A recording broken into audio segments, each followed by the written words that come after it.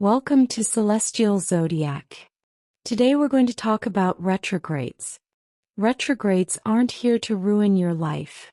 If you've ever heard the word retrograde and felt a little anxious right away, you're not alone.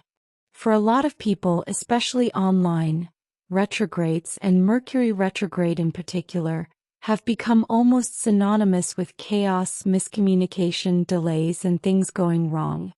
But here's the truth most people don't tell you. Retrogrades are not punishments.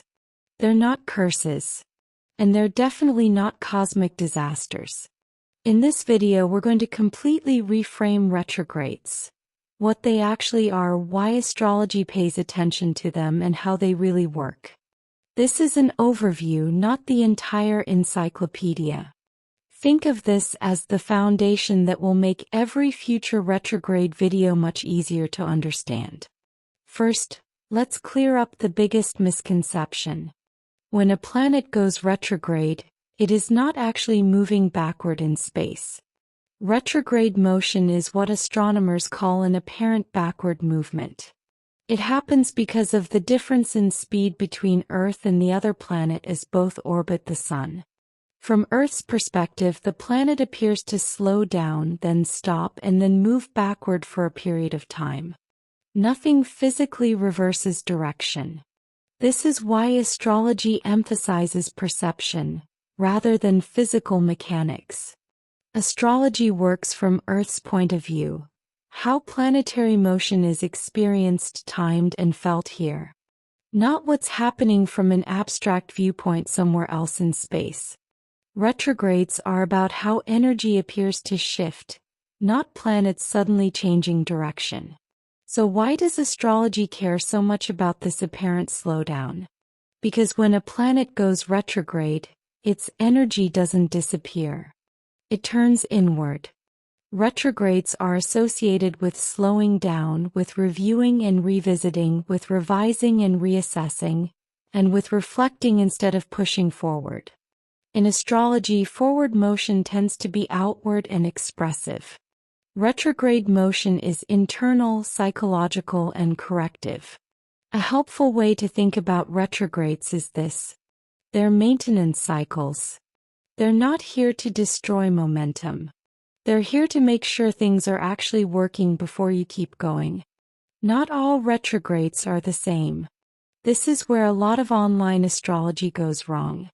Not all retrogrades affect us in the same way. There are 4 major categories of retrograde, including inner planet, outer planet, natal retrograde, and transits. There's a major difference between inner planet retrogrades and outer planet retrogrades. Inner planet retrogrades move quickly. They feel personal, immediate, and are often very noticeable in daily life. Outer planet retrogrades move slowly.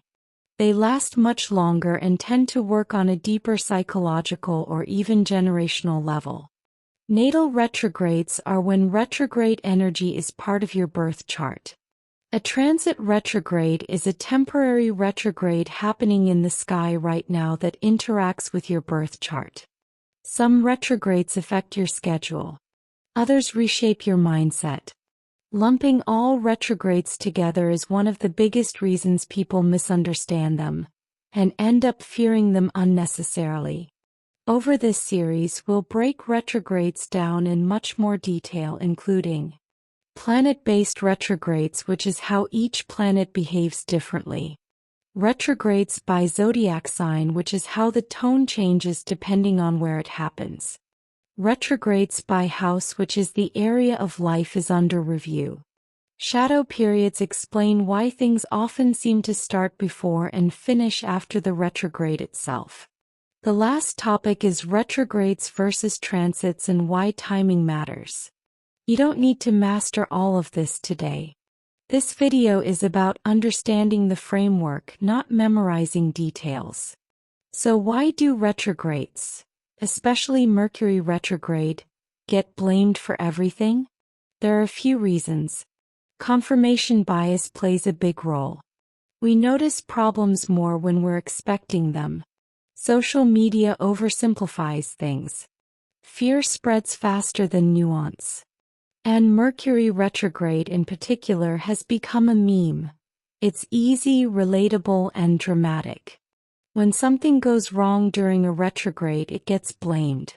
When things go wrong outside of retrogrades, nobody notices.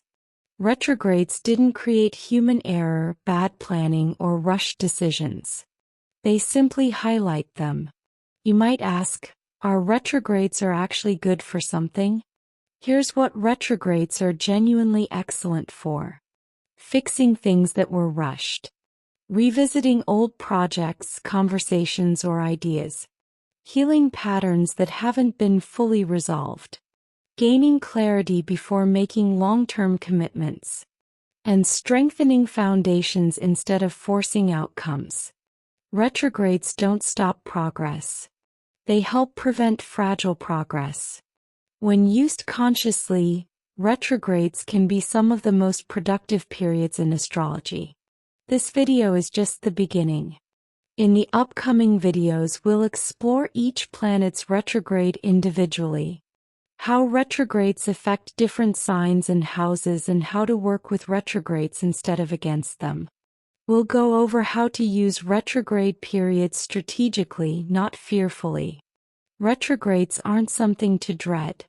They're something to understand. And as you stay with this series, you'll probably start to notice that retrogrades don't take things away. They show you what needs attention before you move forward. If you found this video helpful, don't forget to like, subscribe, and share it with someone who could use a clearer understanding of retrogrades. New videos in this series are coming soon, so subscribing helps you stay up to date. Thanks for being here, and I'll see you in the next one.